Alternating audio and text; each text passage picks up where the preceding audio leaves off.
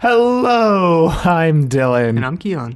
This is Trust Your Doctor, that podcast where we monetize our parents' deaths.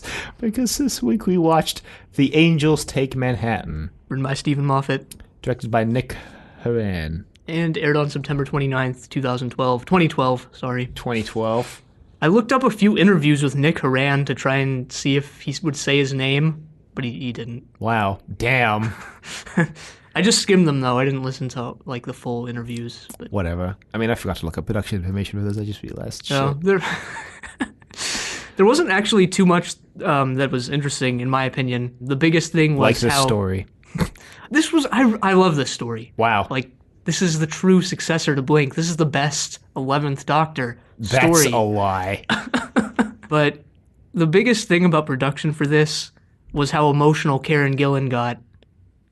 This wasn't the last story that she and Arthur Darvill were in. Yeah. In terms of Filming. Yeah. They did the Power of Three after this.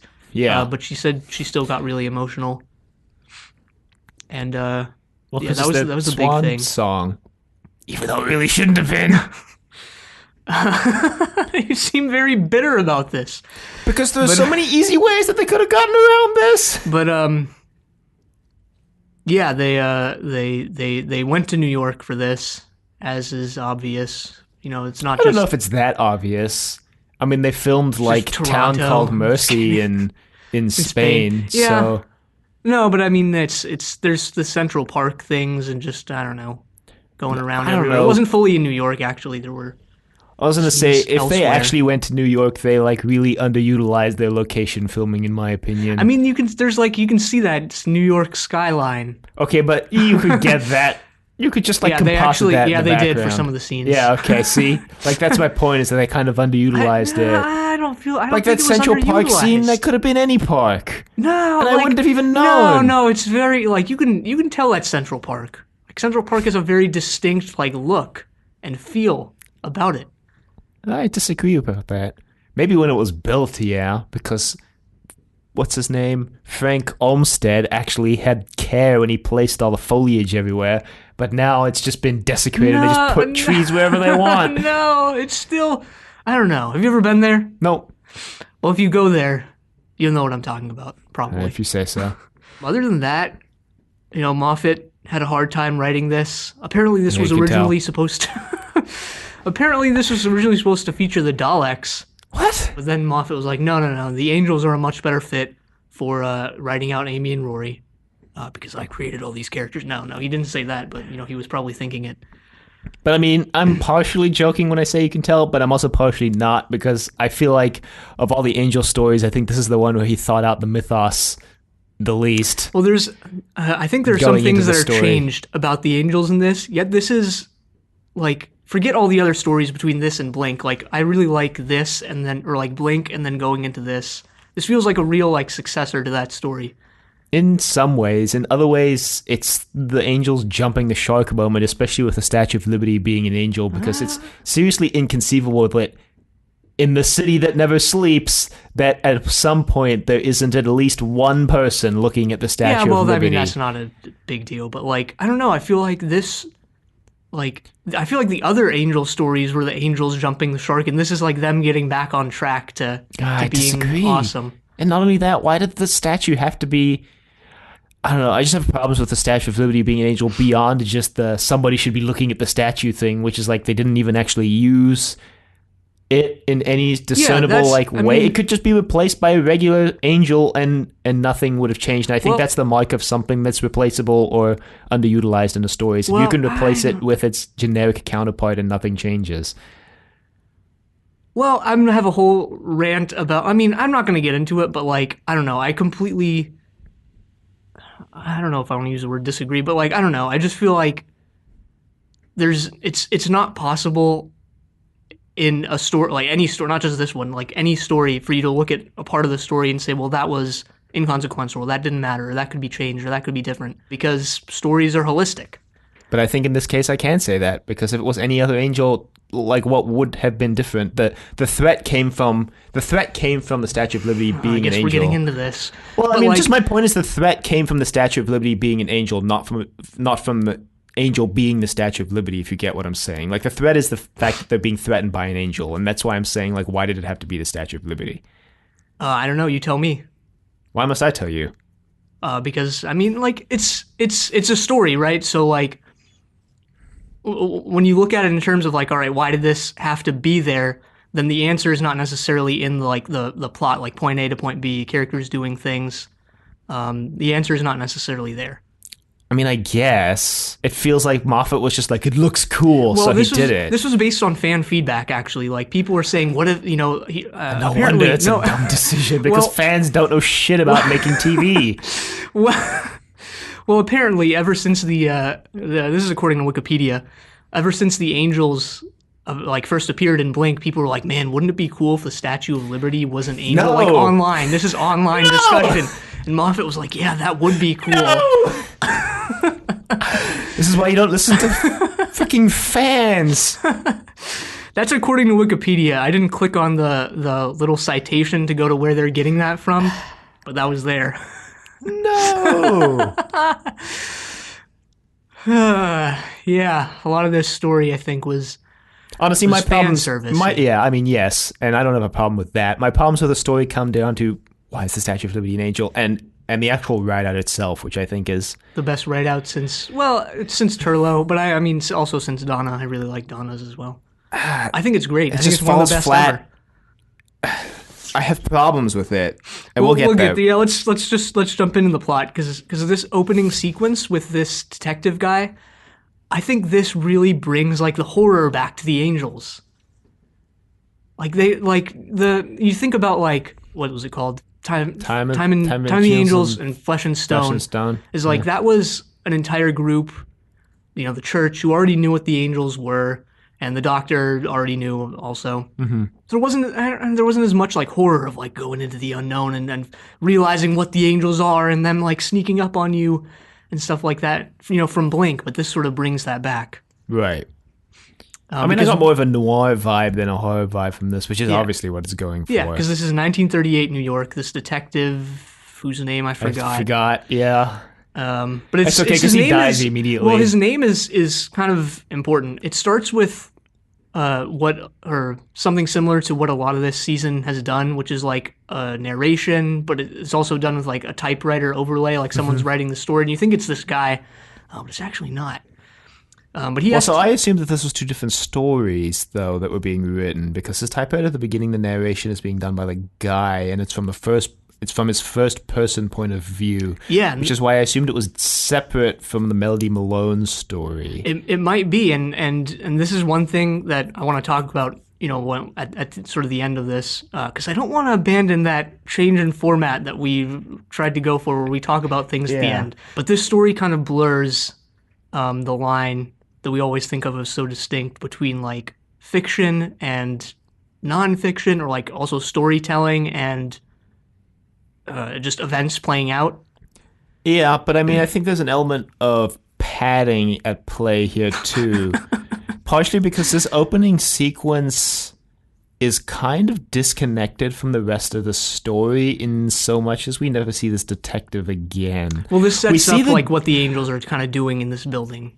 Well, sort of, but we see the guy who hires the detective again, although it feels a little bit padding-y because the beginning, he isn't really the focus, and then we don't see this detective again. It serves to set up the story, but we don't get any sort of conclusion to this, especially since it ends also. We see let's just explain what happened. This guy goes into the building and he sees a copy of his private investigator's card. It's basically his wallet, know, and he's like, "What the hell? Like, what's going on here?"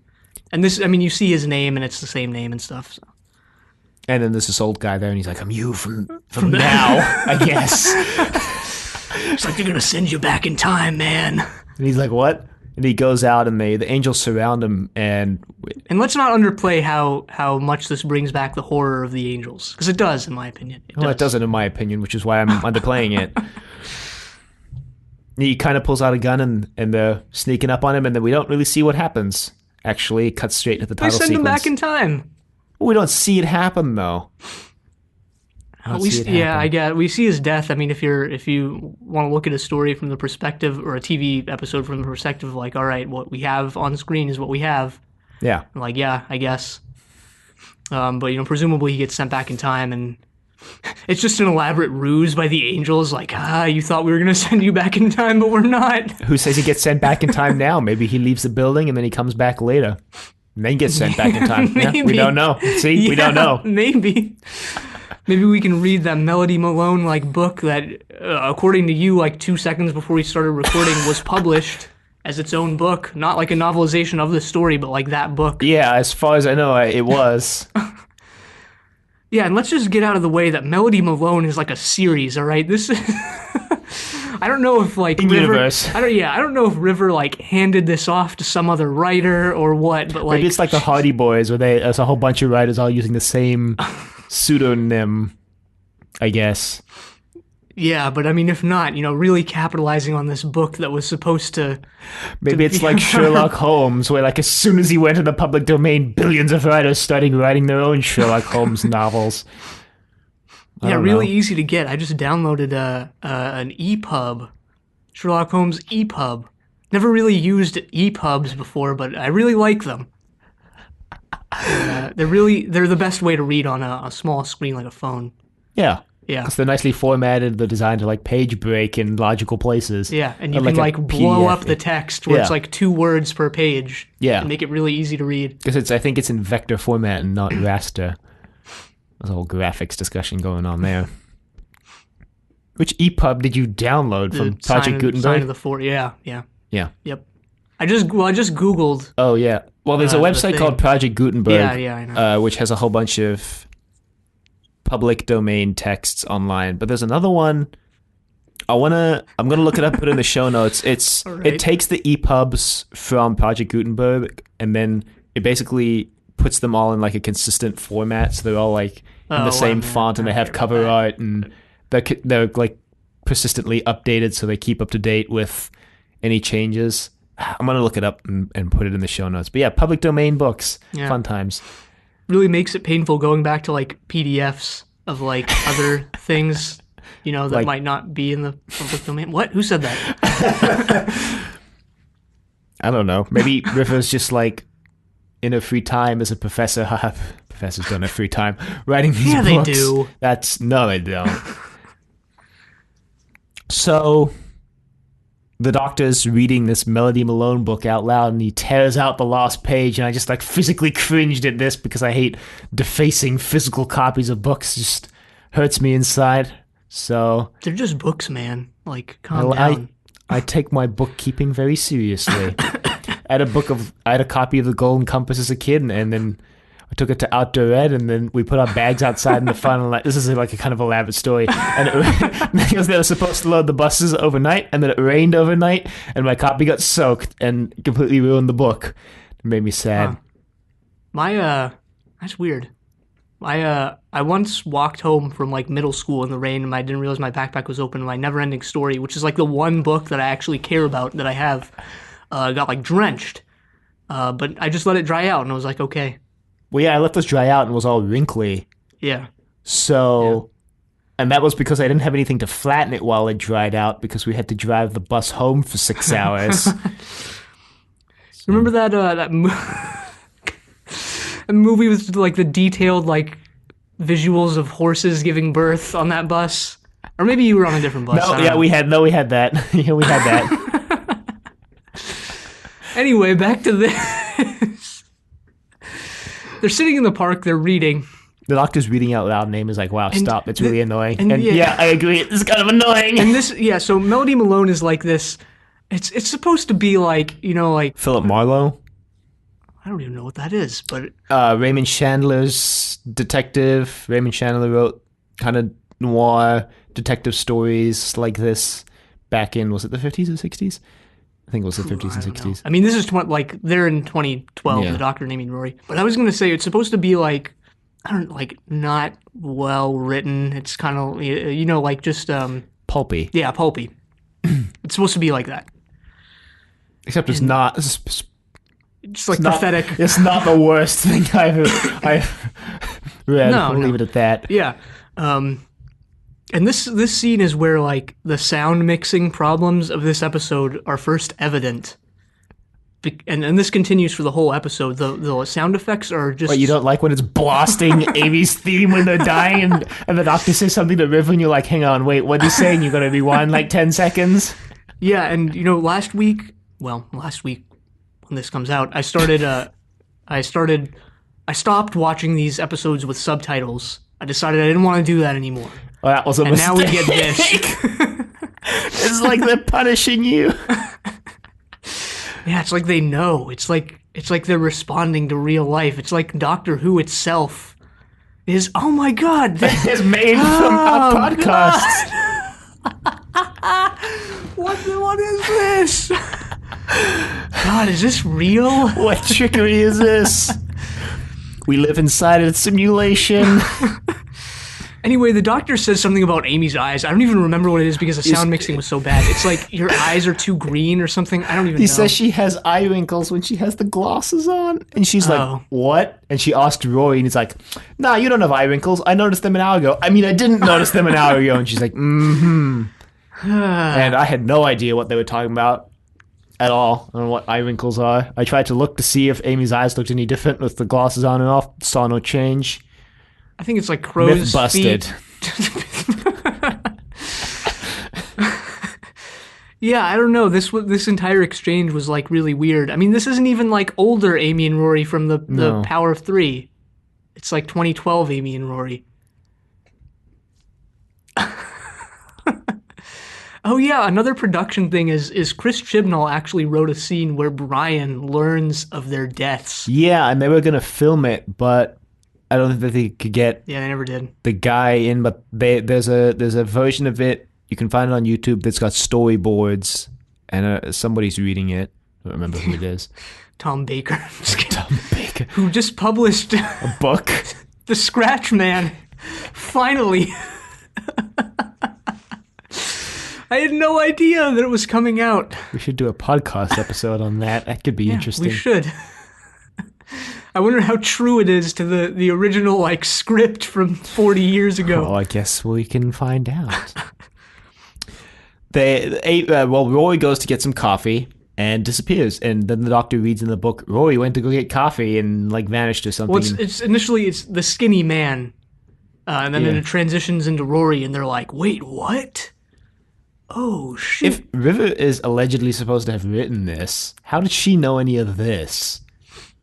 You just made it up. Doctor told it to her? This is one of the things I definitely want to touch on, and I feel like should just like start talking about it now and just blurt it out. But no, we'll try and salvage this format because I've noticed we were like losing this format. We can keep it to the end. The one thing that I do want to notice is the first time I watched the story, I was convinced that Amy was the one who wrote the book, not River. And I was like actually surprised when I went back and rewatched this, and they like consistently said that River was the one who wrote the book, and I was like genuinely surprised at that because the first time I watched this, I was convinced it was Amy who wrote the whole book and not just the afterword. Yeah, she wrote the afterword. But yeah, it was River. That's why she kind of like makes the detective a self-insert of herself. Which is why like you have to wonder about like monetizing all of this and like I don't know, because this is a story of her parents like dying. Demise.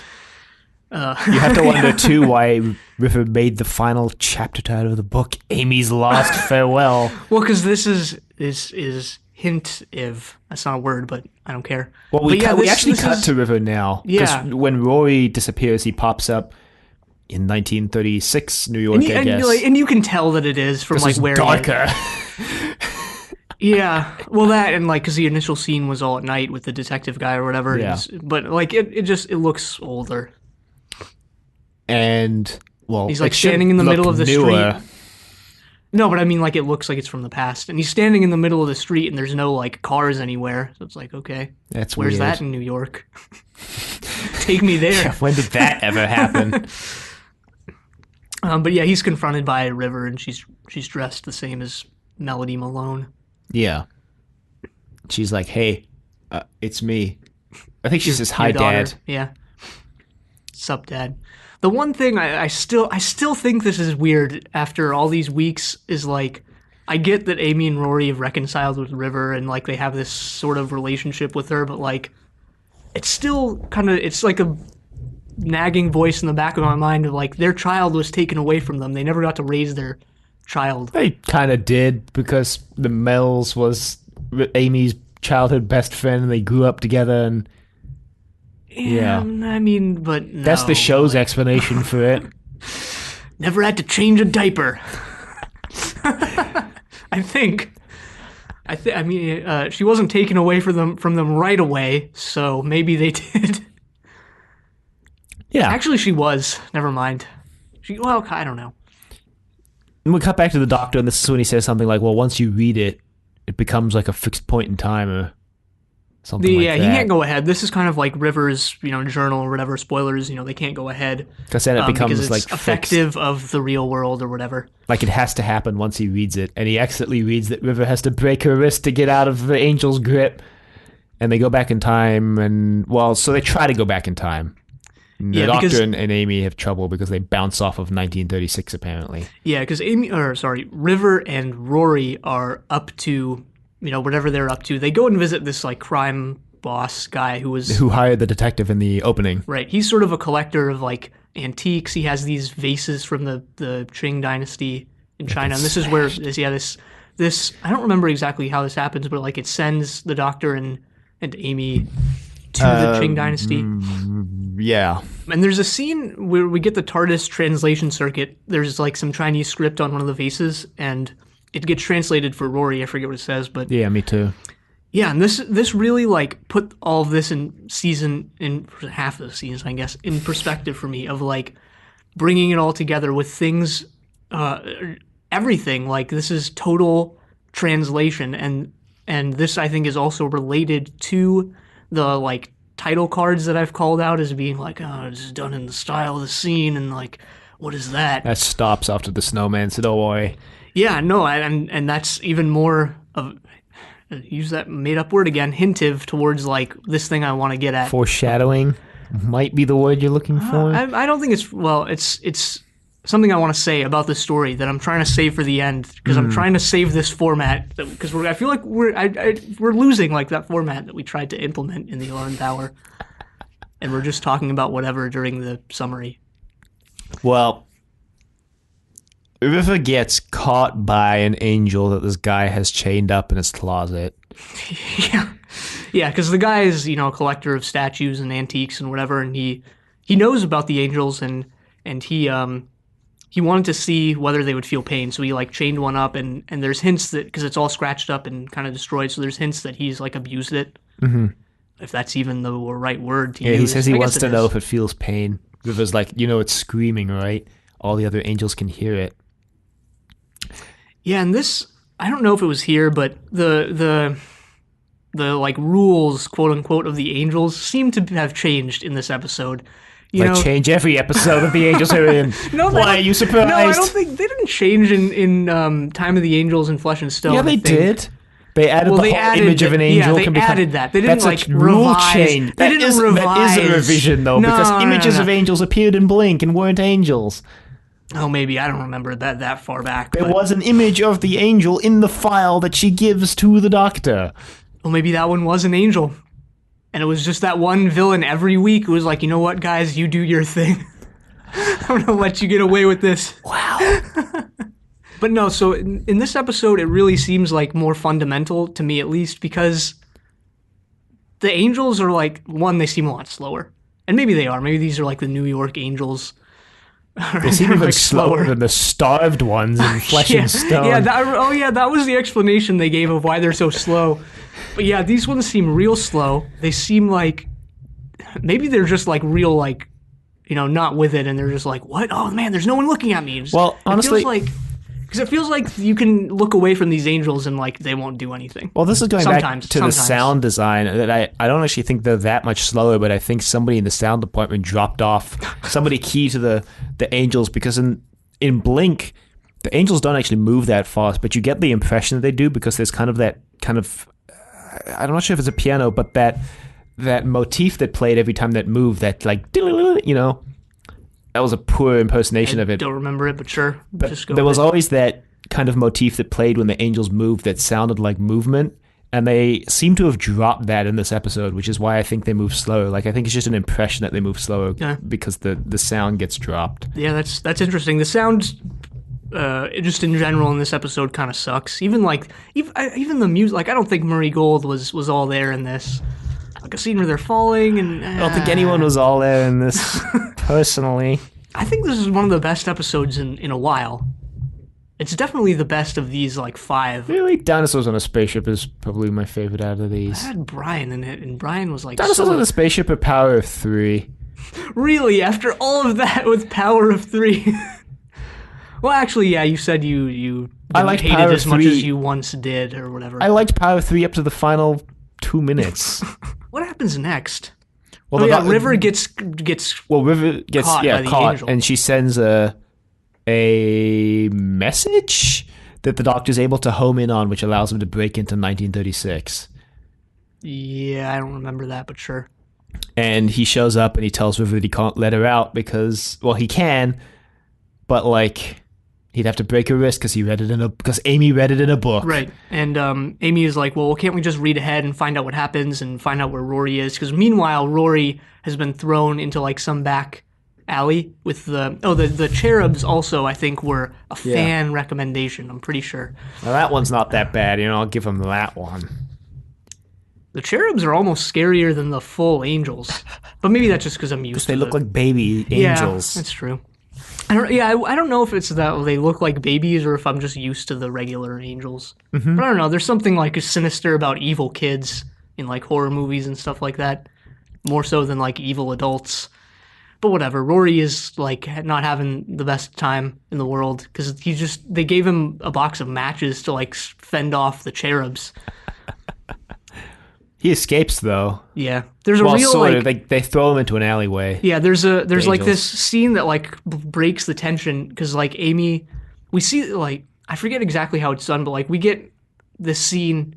A shot of like all these matches strewn on the floor, and you're like, "Oh shoot! Like, what happened to Rory? Did he make it out? What's gonna happen?" And I knew this was Amy and Rory's last story, so I thought like Rory was just gone now. I thought maybe like they did it before. Maybe he was just gonna like die, but no, they totally break that tension by just showing him right in the next scene, like 2 seconds after that scene with the matches strewn on the ground or shot or whatever. But Amy, I think, has the bright idea to look at the chapter titles of the book because it's not technically going ahead. Yeah, which then calls into question why River titled the freaking final chapter Amy's Final Farewell. But because she remembered all of this. She didn't. The thing was, she didn't have to, and if she didn't, then they wouldn't have let. There were so many ways they could have gotten out of this like departure. It's like incredible. But the next chapter is named Rory in the Cellar, which is how they go down to the cellar and they find out he's not there. And River escapes, and she claims she didn't break her wrist, but she did. The Doctor grabs her wrist to. He's like, "Let's go get Rory." Maybe it's not. Maybe it's just like fractured. She tracks him, and then she's like, and he's like, "Wow." And yeah, you pan down to her wrist, and it's all bloody and bruised. The Doctor uses some regeneration. The Doctor's very upset at this. I think Matt Smith was I don't want to say this, but his acting was more on point than everyone else's. Yeah, I felt like everybody else was. And this is really weird. Phoning it in a bit. Yeah, it's that. I mean, it wasn't too bad, but like it was enough to be noticeable, but not enough that it bothered me. Yeah, and that's really weird to me because again, Karen Gillan like really. I mean, she lobbied for like not lobbied, but like. She and Moffat definitely sat down and like discussed how she would go out, and she had a say in it. Mm-hmm. And again, apparently got really emotional over this episode. So it's weird to me that it would be done like this, but whatever.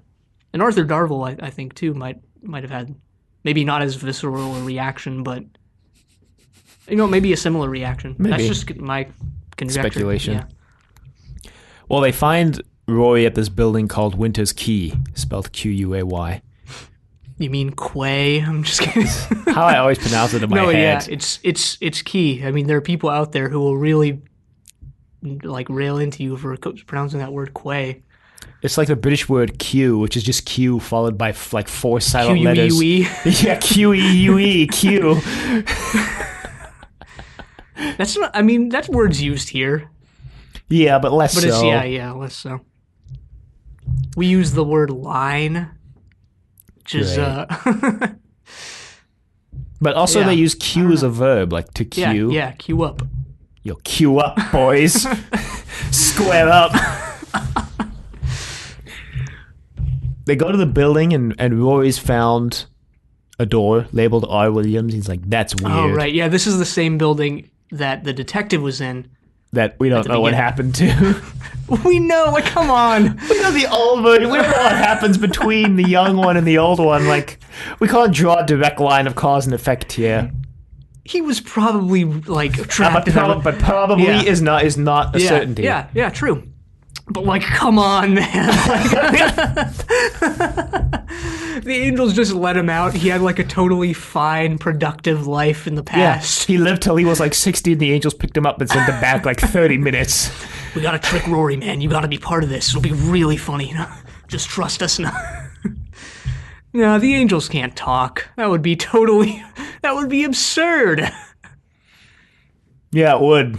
I read on Wikipedia that this is the final episode that features the angels as the main villain, Yeah. like, until now. Yeah. Yep. That's really disappointing. I don't know, but I think there are other things to do, if I'm being honest. Yeah, it seem like they kind of try to escalate the angels. Whether how successful that is, I guess, is up to the watcher. Yeah. But yeah, where do they go from here? They kind of made the 3 angel archetype episodes that they could do, right? Like anything else would be just a remake of one of these 3 archetypes. There's Blink, which is the I guess, like almost found footage introduction horror vibe. There's this, which is the bigger scale farming humans vibe, and then there's the Flesh and Stone, which is the even bigger, like, whole army of angels. Like, those are the 3 kind of archetypes. Like, even when Big Finish brought back the angels, everyone was like, well, the story was good, but it was just Blink again. Yeah. Well, I mean, if you look at these stories as kind of a trilogy, check out our trilogy podcast, Triple Play. I feel that the middle part, Is the weakest. Flesh and Stone, is the weakest, and is like kind of. It's like I see the direct links between Blink and this, and Right. there are parts of this that are this in a way feels to me almost like a remake of Blink, but just one that like ups the stakes.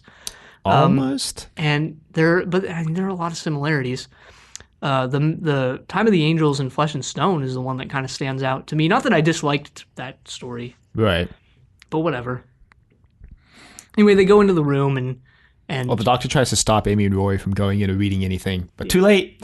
They found old Rory, and he's Dying. so happy to see Amy. He's like, wow, it's you after all these years. She's like, yep, it's me, Amy. he just puts on an Italian accent. It's me, Amy. There's like dying, like remembrance of Amy. His final memory of Amy. It's me, Amy. Doctor's got his head like against the wall. What are you doing, Amy? No, he actually does have his head against the wall. This is another moment where I feel like Matt Smith was above and beyond everyone else in terms of acting. Yeah. And I mean, he's just slouched down, like really, in terms of what he's actually doing physically, like an amateur actor could do what he did. I mean, it's true, like, but it worked so well in the scene, I think. It works, though, yeah. Matt Smith as Kurt Avon. Just thought of that. Could work. Okay, I did the mind blown thing, but yeah, it could work. Could. Roy then, they come up with this slim to none chance of working plan where if they get Rory out of the building, because they're assuming the same thing that you assumed about the detective in the intro. They get sent back in time now, and it's not like some other angel somewhere else who sends them back. You don't know. You don't know. I think it's a very, very reasonable assumption to make. Like, I guess, but still, you don't know. Yeah, I guess so. The doctor is extremely distraught over this. Rory and Amy are like, well, let's just change the future. Let's just leave. Let's just change the future, because this is where they kind of reveal that the angels basically own this building, and they're using it as like a farm for human time energy. Yeah. Bring that back. Yeah. Yeah, that wasn't what they threw away in Flesh and Stone because they was just snapping people's necks. Breaking fools' necks.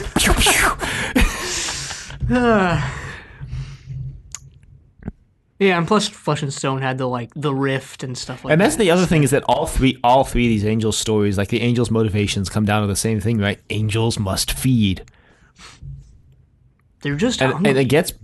I mean, I guess like having the same motivation every time gets, like, it just gets dull. There's only so many things you can do, and the villains only really have one motivation. Like the angels, I don't know. they don't want to conquer, they don't want to kill, they just need to survive, right? They're literally like, of all the Doctor Who villains, they're the ones who are doing this like for their most base reason, which is that they need to do it to survive. The Yeah. Daleks, they don't need to go around exterminating people to survive, right? I guess.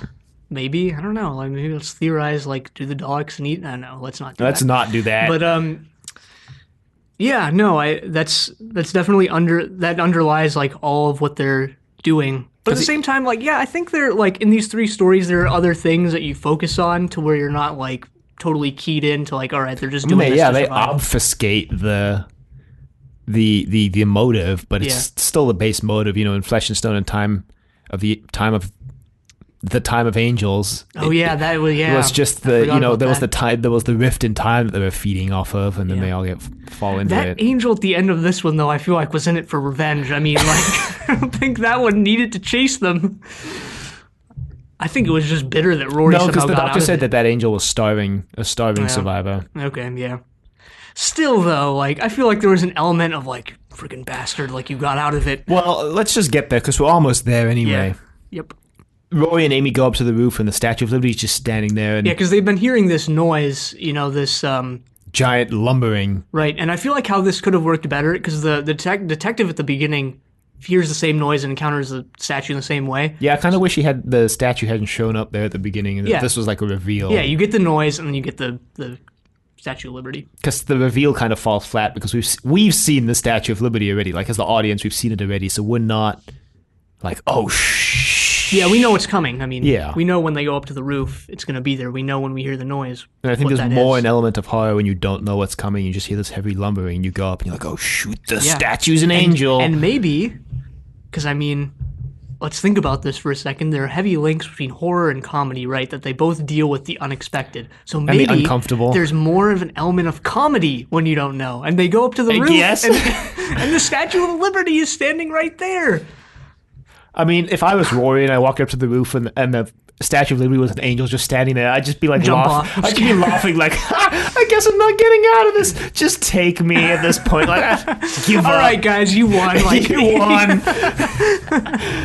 I'd just be like, this is so absurd. Like, Rory, I mean, in Let's Kill Hitler, Rory was, I think, the one who was like, this is some pretty whacked out Roy was the one who was nonsense. always like, let's just pause and realize that we're in Nazi Germany and we just saved Hitler. But Roy decides to take a swan dive off the roof because he's like, if I die, then the paradox will starve the angels. And then he comes up with this nonsense theory where he's like, look, if there's no building for me to jump off of, then I'll have never jumped and I'll just come back to life. It'll be fine. And Amy's like, I don't buy it, but okay. Well, I don't think he necessarily buys it either. No, I he think doesn't. He's yeah. just trying to make Amy feel better.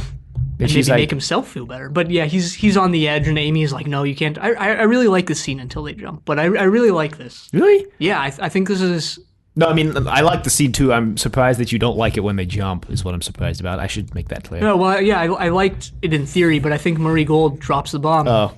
And whoever decided to play that track there, I don't know. See, that's the thing. Like, I don't know how much of a say Murray Gold or really any like TV composer has in terms of like what songs are played when. Yeah, and I mean, that's the thing, like, the difference between a TV composer and a movie composer, because a movie composer typically composes the music. Well, I don't want to overgeneralize, but most movie composers get like a rough cut of the movie. Troll 2, just a single guy on like a Korg keyboard. Most movie composers get a rough cut of the movie and then like score the movie. There are exceptions, obviously, like Star Wars, right? The original Star Wars, not the ones all made after New Hope, right? But like a TV composer is like, well, how much do they actually see before Yeah, they and score I don't know it? the answer to that. Yeah, I don't know the answer to that either.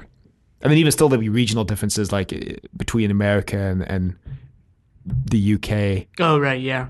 I thought you meant regional differences, like they're going to Within change up the- the soundtrack. Oh, we didn't mention that the beginning of this episode plays a Sting song. I forgot what it's called, but it's like Englishmen in London or something, or New York. Yeah, sorry. yeah. Englishmen in London wouldn't be that weird. Sting is a musical genius, by the way. He's like a classically trained composer who writes like full on like orchestra pieces, but okay. Well, kind of like Danny Elfman, who if you didn't know was in the band Oingo Boingo. I don't know. I feel like people make fun of Sting a lot for many reasons. He is a musical genius, though. Like the Police were just Sting the band, basically. I think he wrote all their big hits. So he created that band. He created that band basically as a vehicle for his music. Like most of their music is his. If you think of a Police song that's famous, 99% chance it was Sting. Well, he has his own musical career after that, so maybe you're just thinking of a Sting song. I mean, yeah. But things like Every Move You Take, Sting song. Don't Stand So Close to Me, Sting song. Sting was one of those guys who, this is going back to the comedy and horror thing, Sting was one of those guys who, the music he wrote always dealt with really heavy topics, but the actual music itself was always like really lighthearted, and he liked to play with that like clash between the really dark lyrics and the really lighthearted effect of the music. Like Every Move You Take, that's a song from the perspective of a stalker, but like the music is supposed to be like this love song, this like really tropey, upbeat love song.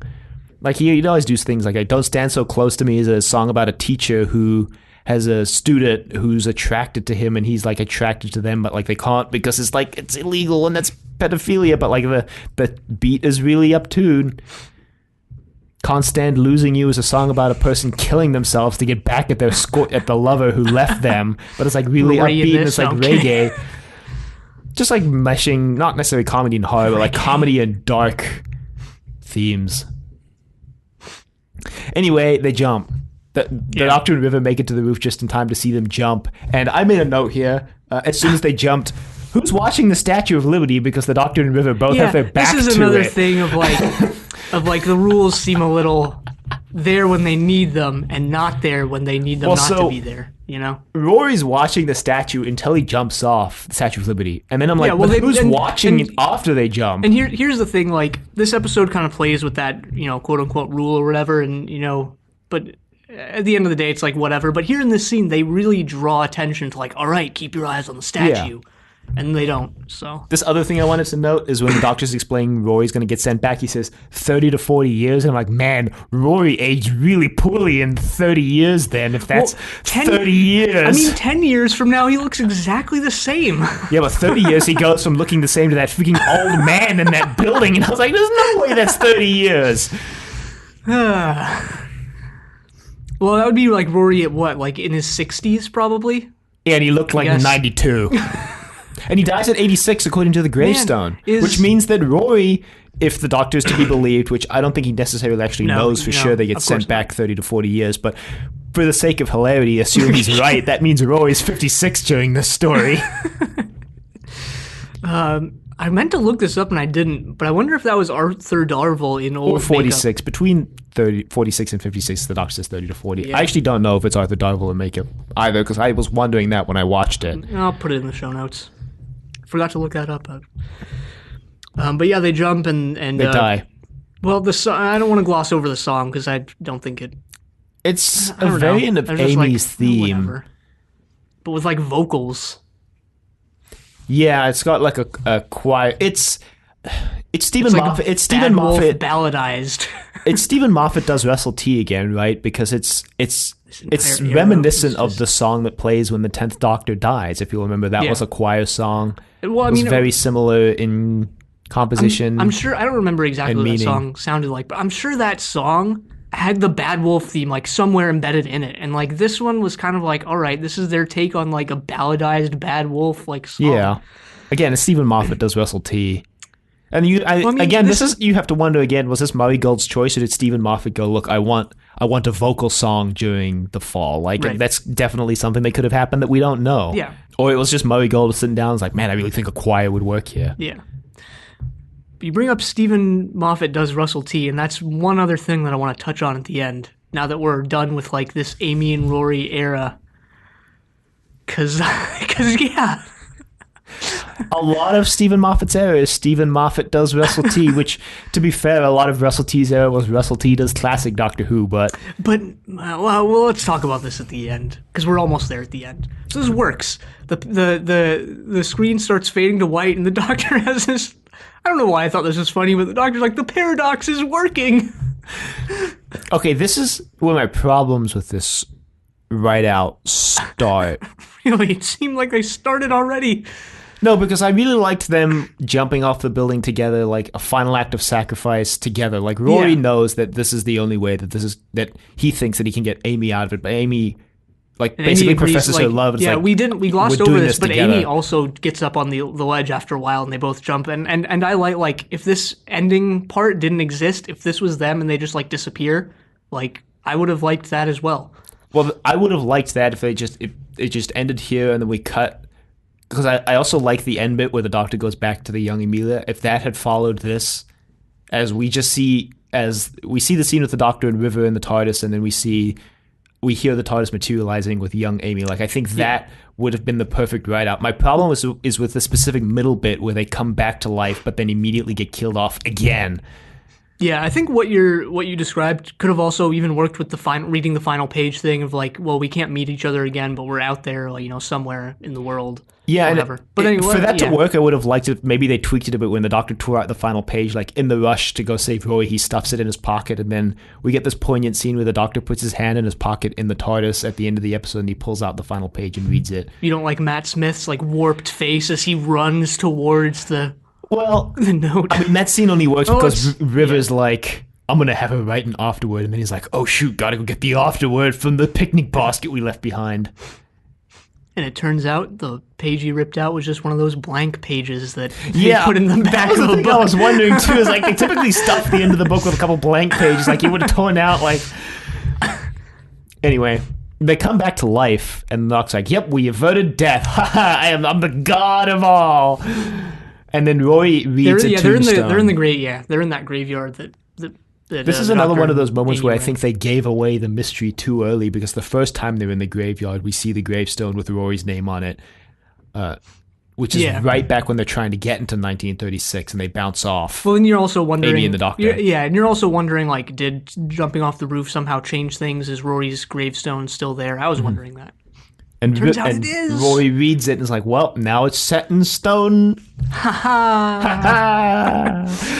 Rory gets touched by an angel and gets sent back, and then Amy's like, man, I'm going to get touched by the angel too and go back in time and live with him. Yeah, and it's done very, it's Matt Smith I'd call it melodramatic. It's definitely melodramatic.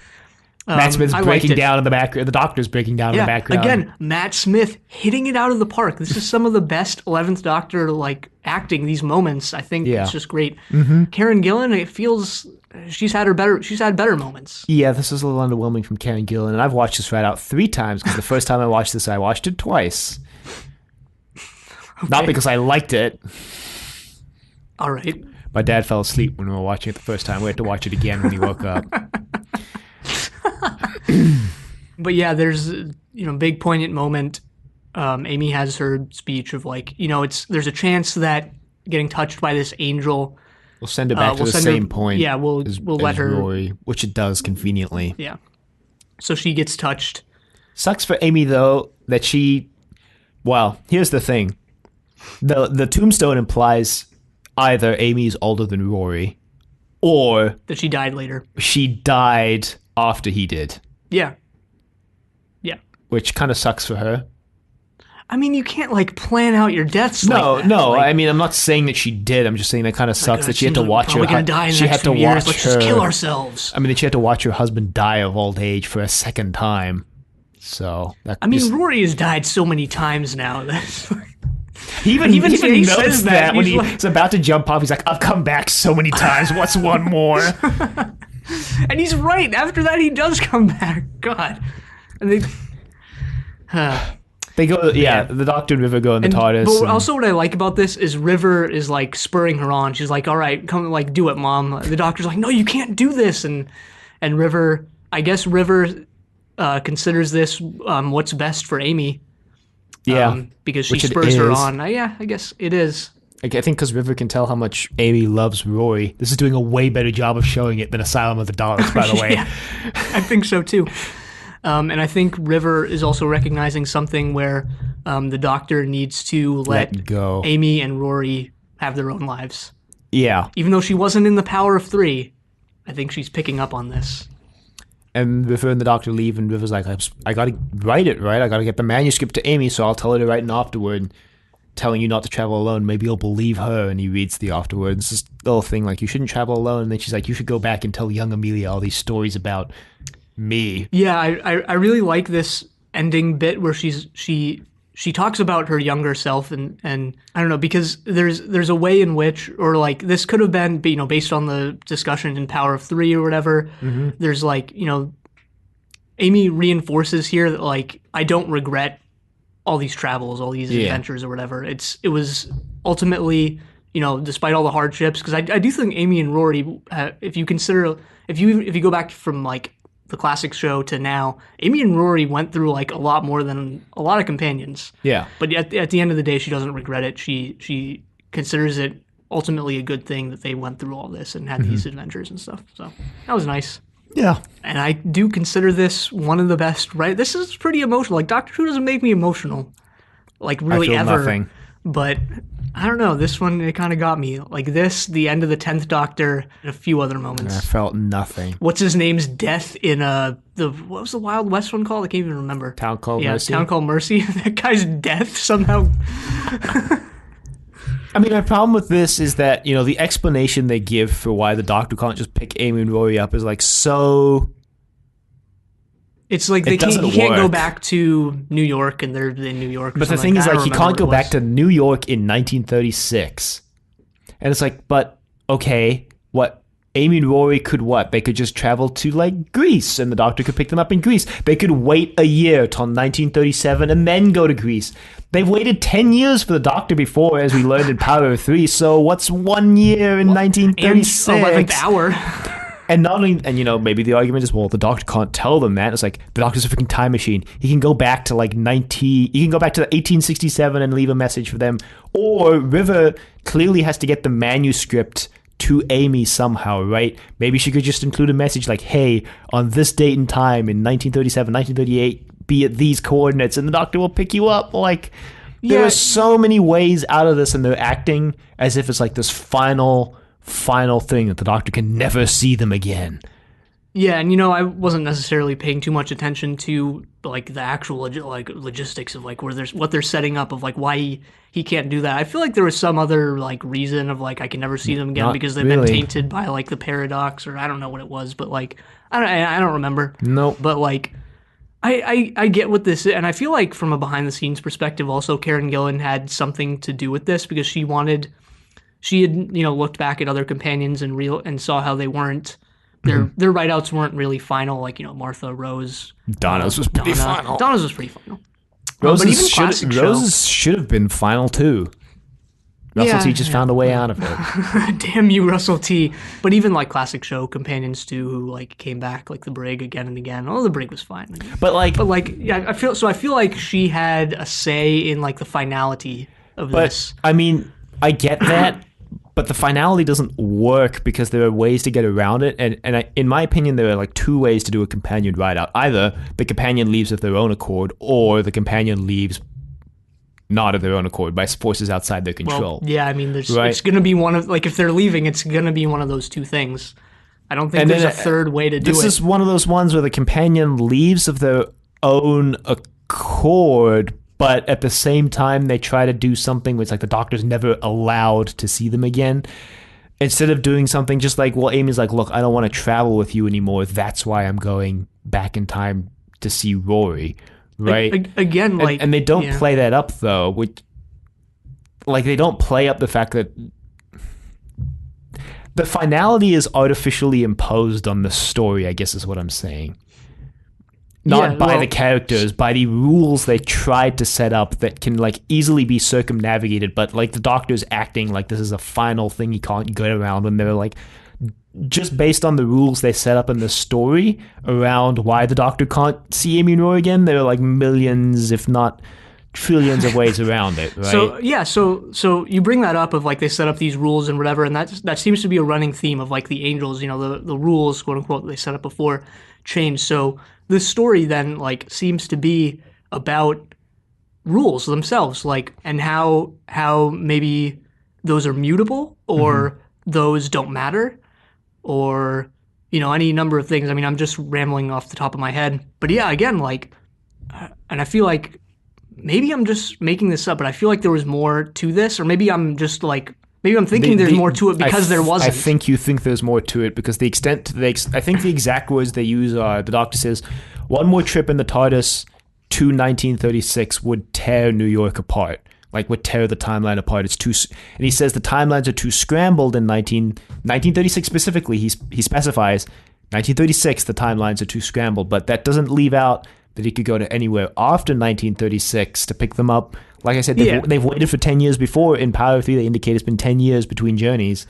Yeah, well, and maybe also, this isn't like ever articulated in the episode, but maybe the Doctor's also like, well, this is it. Like, it's time to let him go. And he doesn't say that, but I think if he had said that, it would have made it stronger to me. Because I think assuming that that's his character motivation when what we see on screen doesn't seem to back that up is seeing it for what you want it to be and not what it is. Well, maybe I don't know. I think maybe what we see on screen can back that up, but he doesn't say that. Like, he doesn't have a line where he comes out and says that. But maybe like we can tease that out. I don't think his actions really back it up either. Especially since he goes back to see young Amelia, which is like if he was really letting them go, like. Yeah, but that's previous for Amy herself. Yeah, you know what I mean.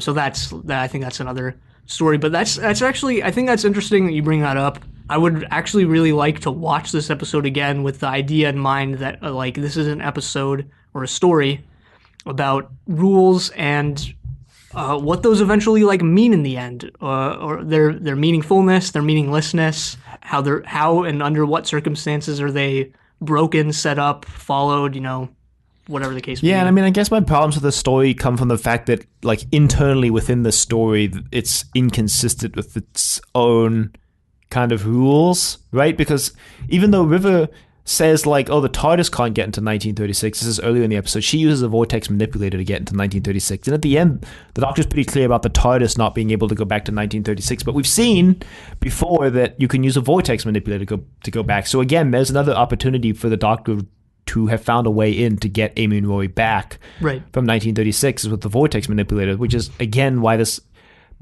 departure falls flat for me, because all the characters are acting like there's no way out of this when there clearly are ways out of it that have been set up in the story itself. Yeah, that's really interesting to me. Regardless of like any of these I'll call them discrepancies. I love this write-out. Like, it's so good. I don't know. It's just there's a bigger weight to it, I feel like, than really any of the ones in the because it's two companions series. leaving at once. And when was the last time we had that, right? The last time we had that was probably Ian and Barbara. Well, technically, Donna and Rose left in the same episode. I mean, Rose ended her 10 years a companion 2 seasons before that. Yeah, no, I'm just being stupid. But yeah, was it Ian and Barbara? Wow. Ben and Polly, actually. Ben and Polly. Yeah, Ben and Polly, yep. Yeah. And I don't know, let's talk about, there's a couple things I want to talk about. One is this Stephen Moffat does Russell T thing. One is how the story is about storytelling. But let's talk about the funnier of those two. Right? Which one of those? Stephen Moffat does Russell T.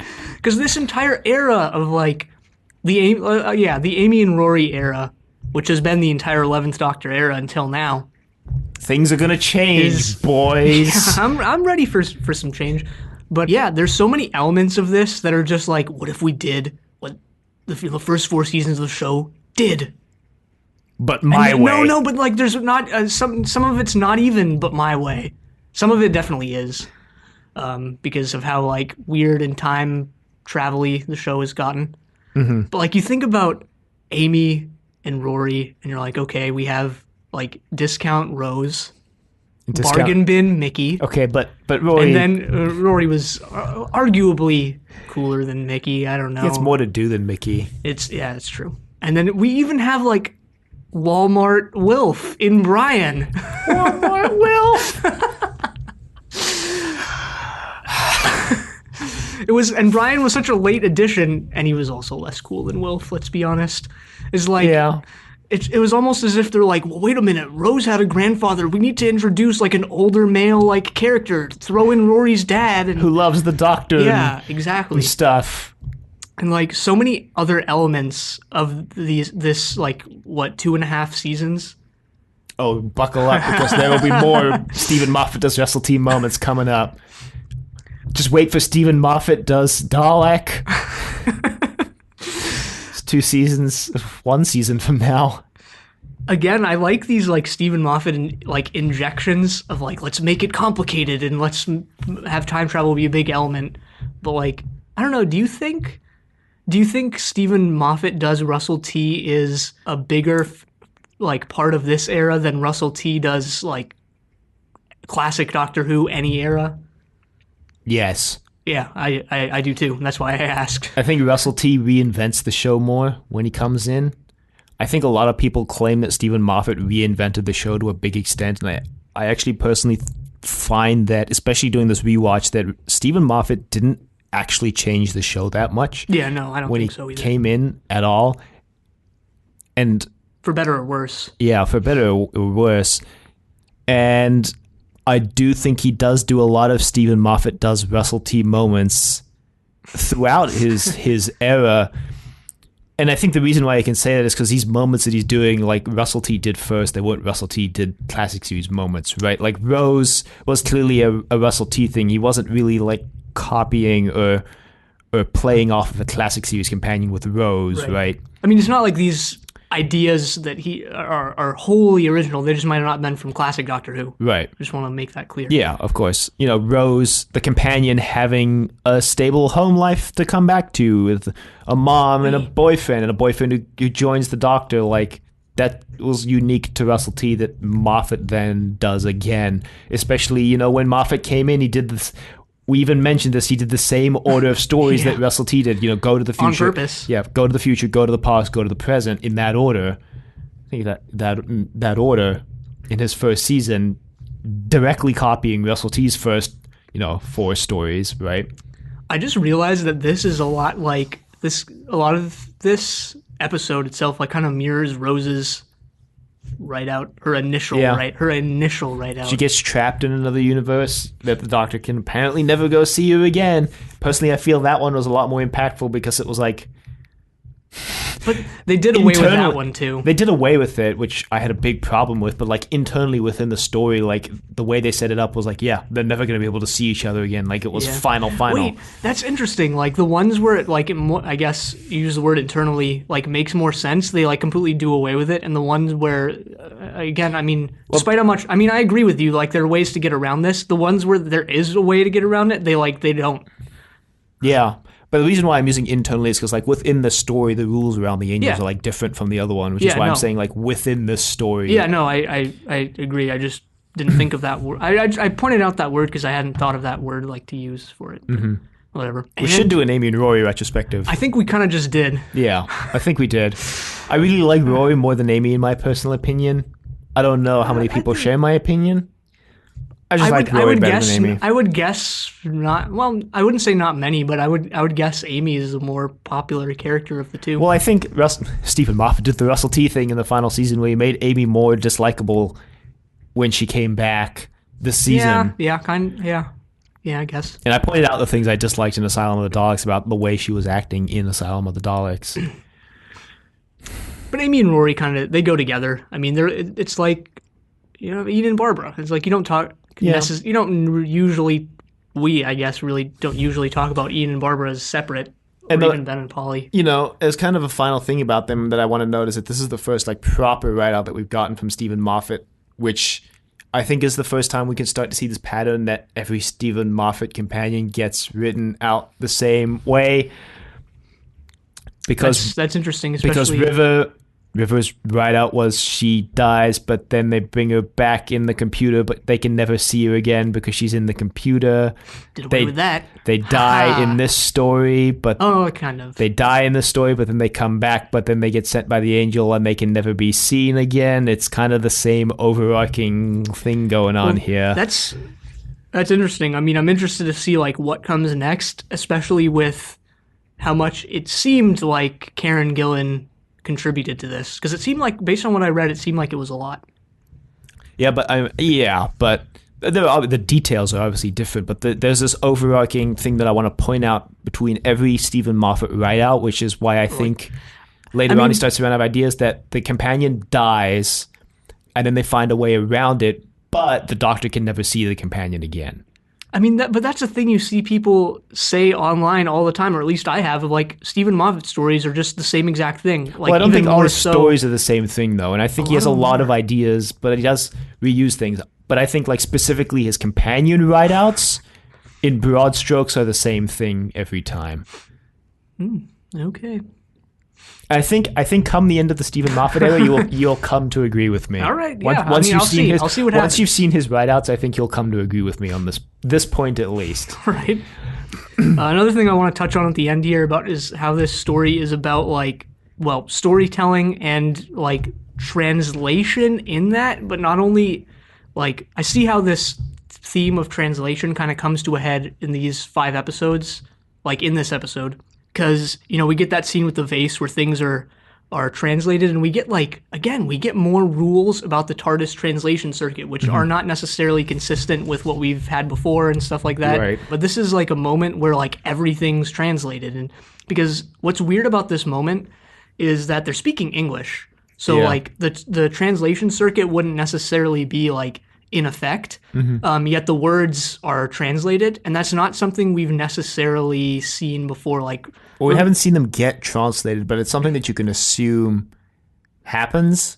You know, when they go to, like, Pompeii or something, you'd assume everything would be written in Latin, but we'd see it in English. Yeah, and it's something that seems to happen sometimes. Like when they went to Pompeii, it for sure happened, because Donna brought it up. But it's also something, and again, I'm looking at this from the perspective of, like, again, in, like, a story, like, internalized, not because, and this is, like, from a TV making perspective, this is obviously because they didn't know what they were doing with the show. This is actually multiple different writers, but, like, it's happened before that, like, the things wouldn't be translated or whatever. Yeah, but I was going to say, this is actually something we've seen before. We see the words get translated in, I think it was Time of Angels, Flesh and Stone, when the Doctor's like, I'm going to go translate the oldest text in the universe, and he shows Amy a picture of the text, and it's, like, completely incomprehensible, and he gets there, and we see it.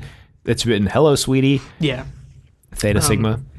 Yeah, so this is, again, something that has had discrepancies over the past, but in this, like, half of this season, I guess, I keep wanting to call it a season, because it kind of is. It kind of feels like a season, and especially because now we get the Christmas special, which is, I think, actually internally numbered as a number in an episode considered in this season.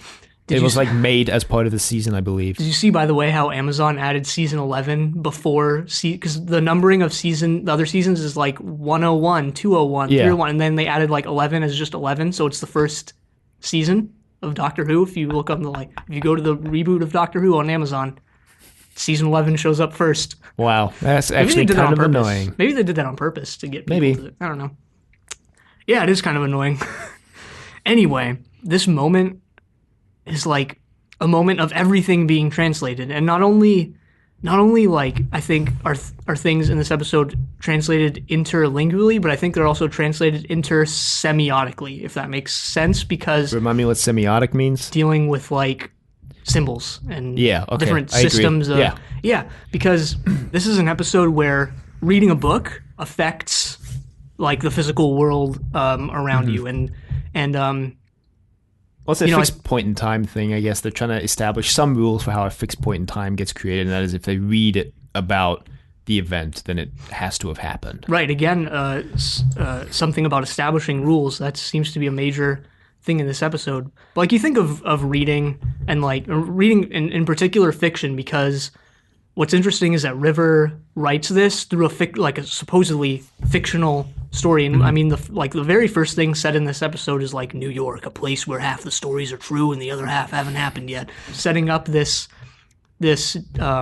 complication between like fiction and nonfiction, I guess, or fiction and reality, let's say. And I think that's really important when you think of like, because like the logic behind this story, or what this story kind of proposes, is that storytelling fiction is effective not only in like the traditional sense of like, you know, you read a story, you let's use the Freudian like term, I guess, or like you interpret it, or psychoanalytic term or whatever, which isn't necessarily a psychoanalytic term, but like that's a lot of where this kind of theory comes from, at least in the 20th century. But like, you know, you read a text, you interpret it, it has meaning, or it has, or things are symbolic, or it articulates something beyond just like a series of events that happens to a bunch of characters or a person, or, you know, whatever. There's some other like significance of, you know, what's going on other than just like the physical events of the story. Yeah. And that's where, you know, you might say that, okay, this story is important to my life or the real world, or something like that is from this other side to the story. That in itself is I think an intersemiotic translation. But like this story goes a step beyond that and says like, you know, reading this book is like literally affecting our physical bodies. And that's even seen, you know, when River has her hand cut and broken and stuff, or wrist. Yeah, but there are even questions about this too, because like, well, did she write into the book that they jump off the building, or did they just do that? Like, how much of this was written down? There is at least an element that they have a little bit of a choice, because I think Amy says that the doctor breaks River's wrist to escape from the angel, but then she breaks her own wrist because the doctor... I actually don't remember what Amy says. I think actually Amy just says that River breaks her wrist, and the doctor assumes it's him who breaks her wrist, and she breaks her own. I don't know. I think it was, I don't know, because the doctor at first thought she didn't break her wrist, and then he realized she did. Yeah, but I'm trying to, because when Amy says it, the doctor comes in, he's like, I can get you out of this, but I would have to break your wrist. And then he leaves, he tells River to find her own way out of the angel's grip. Yeah, that's interesting. And then he's like, but try to do it without breaking your wrist or whatever. And she gets outside, I didn't break my wrist. Yeah, that's like a moment where the doctor's trying to write himself in as like this main character or something. But yeah, I don't know. I just thought it was interesting how this story is about like how storytelling and fiction is actually like effective of the world. It is interesting. And creates it, because there's also this idea, and this gets like highly theoretical. I don't even understand it, but people say like that fiction, specifically fiction writing, but specifically fiction, is not representative of like the world and how we understand it, but creates that. And we don't have to go into that, but like, yeah, that's a lot more metafictional than this needs to be. Yeah, I thought this story was cool. Overall, I really liked it. It's one of my favorite 11th Doctor stories. I place it above some of the worst in the season. I just had problems with the way the write-out was handled, and yeah, I don't some think internal inconsistencies. I don't think you're alone in that. I skimmed some stuff of like reception for this, and people. I really do wish it had ended when they jumped off the building. As dark as that sounds, I think it works better as a write-out for them, since it actually does solidify like permanently that the Doctor can't see them again by no choice of his own. Like, they made the choice, but yeah, hey. I agree with, like, if that had happened, I would have been A-okay with it. The final thing I want to mention is that in terms of overarching plot, River mentions that the Doctor's been deleting himself from every database in the universe, and River has been pardoned because the person she killed apparently doesn't exist. And I think that actually indicates that for the first time in River and the Doctor's timelines, this episode explicitly in their timelines takes place for both of them after the last episode we saw. God, that's confusing. Because the last time we saw was River killing the Doctor, and this is River post-incarceration, post-pardoning. Right. And this is Doctor post being killed. Yeah, so this is the latest River other than her library. death. Yeah. I think, yeah. Except for the library. Yeah, I think so. And just for the heck of it, in the show notes, like right about now, will be that chart that again. Will Brooks timeline. Well, on that note, I am exhausted of things to say about the story. Same here. I will say the next time trailer is really well done. I don't know if you stayed till after the credits to watch it this week. It's I didn't see one. I watched the whole episode, but I didn't see one after the credits. they might have. I was sure. Well, I saw one at least when I watched it originally, and it was after the credits, and it's 3 individual shots with like music in the back. It says this Christmas, and then it's just a shot of the main villain, who I think was played by Richard E. Grant, a shot of Matt Smith's doctor, and a shot of Victoria and Clara is the final shot, and then it ends. Yeah, that does sound really well done. I wonder why Amazon didn't have it. Well, Amazon also does the weird thing of like if you have autoplay on, it would skip the Christmas special. That's so bizarre, especially since, like I said, for this season, it was made as part of the season. Yeah. It's like a critical episode for the like overarching season arc coming up. Yeah, so. I mean, Amazon skips the 10th Doctor specials. It goes straight from whatever that episode was called to 11th Hour. Because it considers those a separate season. Thankfully, I have autoplay off on Amazon, but it considers the 2008-2010 specials like separate, like a separate season. But because it skips through the season numbering and the specials are at the end, and also because Christmas, they put, for some bizarre reason, this is actually the reason why they skip the Christmas specials, is because they have their own, quote, season, unquote, on Amazon. And because the seasons are organized in order in Christmas special, until they put 11 before 1. But, whatever. Anyway, Yep. Before we end, we actually have 2 short emails from our correspondent Boz, who corresponded with us when we had Zenith, and just sent us a couple emails about our short little, it wasn't actually that short, revisit of the Daleks that we put out for our 5-year anniversary about a week ago. And they say, hi guys, just listened to episode 2.1, haven't heard the original. I would recommend you don't. But have listened to a few episodes of your, quote, early years, unquote, and it was pretty interesting to hear you discuss it with a bit more knowledge of lore and stuff. You should revisit the odd one or two every now and then. It'll be cool.